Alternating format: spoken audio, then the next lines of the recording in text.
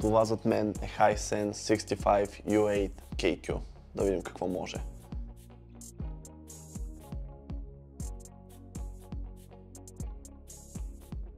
Както загадва името, говорим за 65-инчов телевизор. Сами може да се убедите колко е голям.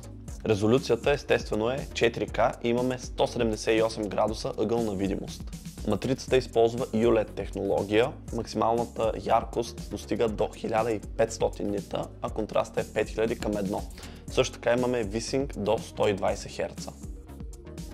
Портовете включват 4 HDMI изхода, 2 USB Type-A, 2 пъти RF, един AUX, един AV, един Ethernet порт и така нататък. Ето така изглежда дистанционното. Корпусът му е метален, а батериите се вадят изключително лесно, като натиснем ето този бутон. Едно нещо, което ми направи много добро впечатление е, че за разлика от много други марки телевизори, тук гласовия асистент работи отлично. За да използвате гласовите команди, натискате и задържате ето този бутон. Пускате го чак когато сте приключили с това, което имате да казвате.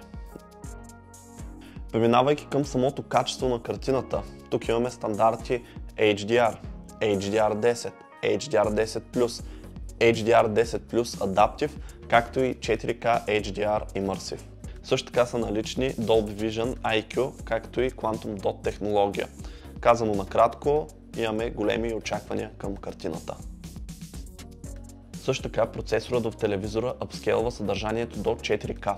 Това означава, че ако имате конзола от по-стара генерация, която не изкарва native 4K сигнал, включвате в този телевизор и автоматично той самия превръща съдържанието в 4K. Това се отнася също така и за филмите. Ако гледате някой по-стар филм, телевизорът ще подобри автоматично неговото качество.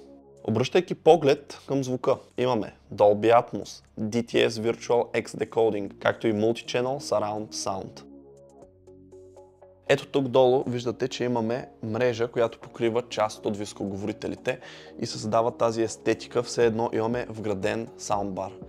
Ето така изглежда операционната система VIDA U7. Както виждате, имаме богат набор от предварително инсталирани приложения, като Netflix, YouTube, Disney+, Apple TV+, Prime Video и така нататък. Всички използващи iPhone ще се радват да разберат, че имаме AirPlay 2 поддръжка.